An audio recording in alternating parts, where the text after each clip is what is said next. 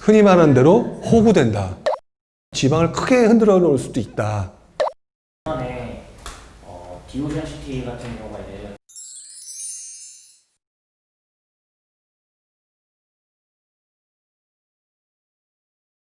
매우 위험한 발상이에요. 지금 서울 수도권 발상을 지금 중소도시에 갖다 넣고 어거지로 맞추고 있는 거거든요.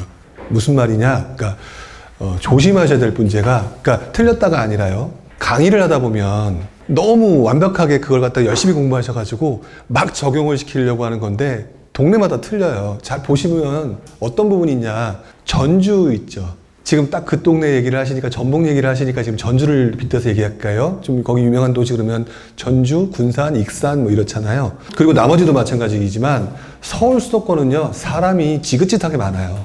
신축에 안 들어가도 구축에도 지금 못 들어갈 사람이 너무 많은 거죠. 그래서 그런 움직임이 나타나요. 근데 중소도시로 가면 갈수록 지방광역시는 그나마 더 나아요. 그렇지 않은 도시들은 중소도시로 가면 갈수록 어떤 상황이 되느냐, 원래 사람이 없어요. 그래서 집값도 잘 안 올라요.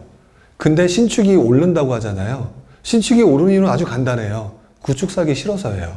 거기에 일반적으로 그 동네에 살고 있는 사람들도 신축으로 넘어가요. 기본적으로. 그리고 거기다가 수요가 붙는 거거든요. 외부 수요가 붙는 거거든요.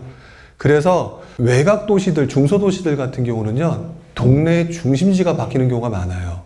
목포 같은 경우도 보면 옛날에 상동, 또 예전에 그전엔 구도심. 근데 지금은 남학신도시라고 하나요? 거기 정확히만 목포시가 아니거든요. 그 동네가 막 중심지도 되고, 저도 이제 몇 년 전 얘기라 지금은 또 어떻게 바뀌는지 몰라요. 그 다음에 진주혁신도시, 전주혁신도시. 근데 다 보면 신축이 엄청나게 올랐죠. 근데 구축이 올랐다는 얘기 많이 들어보셨어요? 올랐다는 얘기 못 들어보셨을 거예요. 왜? 원래 유효서가 적어요.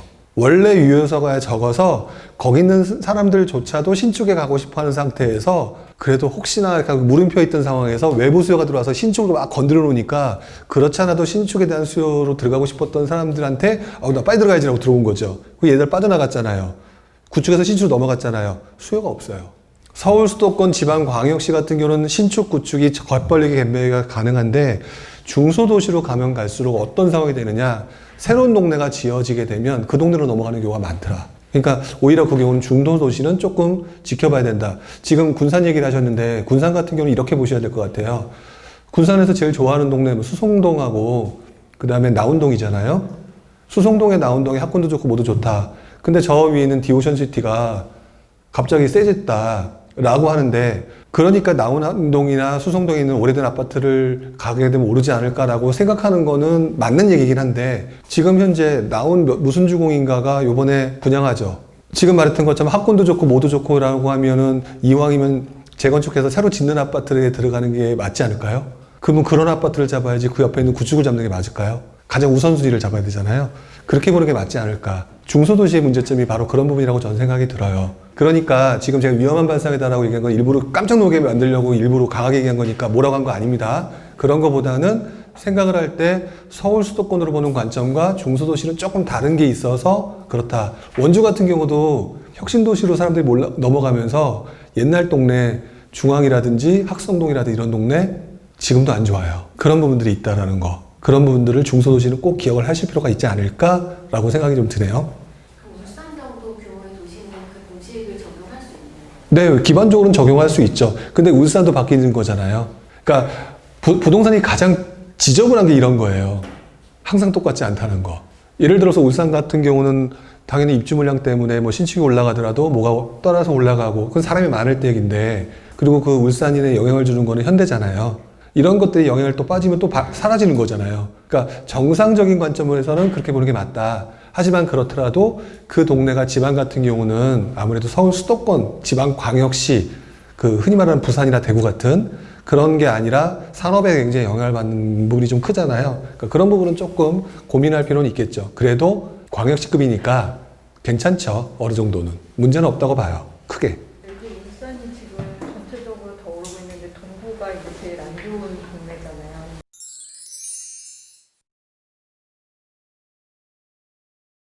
맞기는 한데 지방은 좀 다르게 보기는 해요.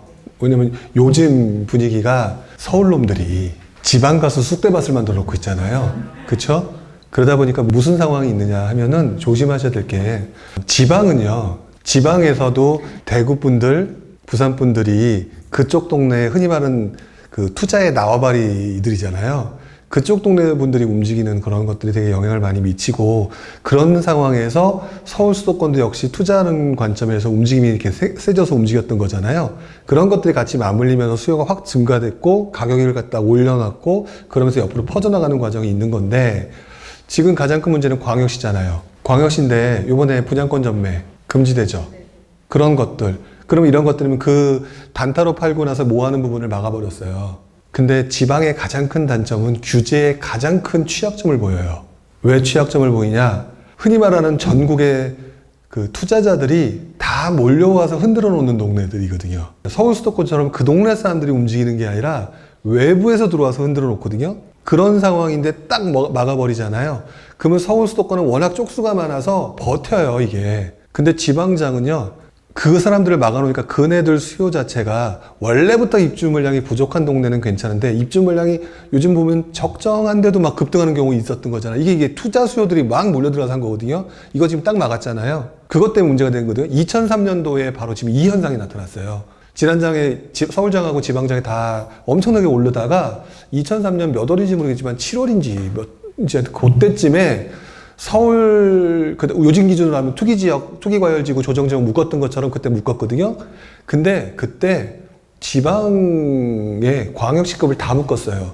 그걸 딱 묶는 순간 지방장 아사리판이 났습니다. 그리고 난 다음에 지방장이 완전히 다 죽어버렸어요. 그래서 투자자들이 들어가서 이렇게 하는 거를 딱 손목을 잡아버리니까 서울 수도권은 굉장히 사람들이 많아서 그걸 감당할 수 있었는데 지방장은 그걸 못해서 확 죽었고요. 결국 죽다 보니까 서울 수도권을 워낙 급등하니까 서울 수도권을 막기 위해서 지방장을 잊어버렸어요. 너는 그래라. 나 지금 얘네들 잡아야 돼. 잊어버렸거든요. 그 얘네들이 금융위기 때 딱 막혔어요. 막힌 상태에서 딱 정신을 차리고 얘 막았다. 아이고 다행이다 하고 딱 보니까 얘는 죽어가고 있어요. 지방장이. 그러면서 2008년도에 지방주택 활성화 대책을 발표를 합니다. 근데 이미 입주 물량이 줄어들었잖아요. 그러면서 다시 터진 거예요. 그래서 2009년도에 부산부터 시작해서 막 분위기가 그때 입주 물량 부족 때문에 올라온 거죠. 근데 지금 같은 경우는 지방은 이미 몇 년간 계속 상승하다가 조금 주춤하다가 다시 서울에서 도저히 투자할 데 없는 사람들이 같이 몰려 들어가면서 지방을 지금 휘쓸어 놓고 있는 분위기란 말이에요. 그렇다면은 규제가 2003년 후반기의 모습처럼 지방을 크게 흔들어 놓을 수도 있다라는 생각이 좀 들어요. 근데 지금 그거에 빠져 있는 동네가 중소도시죠.